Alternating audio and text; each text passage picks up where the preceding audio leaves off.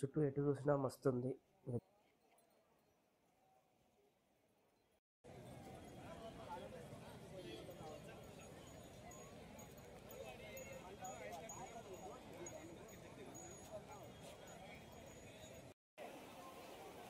ఇదే అండి పంబా నది. ఫ్లోయింగ్ వాటర్ ఉంది. చాలా ఫ్రెష్గా ఉన్నాయి వాటర్, ఎప్పుడప్పుడు ఫ్లో అవుతూ. చాలా ఫిషెస్ ఉన్నాయి. ఇప్పుడు ఏదో బ్యాక్టీరియా స్ప్రెడ్ అవుతుందంట, చూసుకుని ఉండండి. మేము వెళ్ళినప్పుడు ఏం లేదు. తగిన జాగ్రత్తలు తీసుకోండి. ఇదేనండి మన పంబా దగ్గర నైట్ వ్యూ.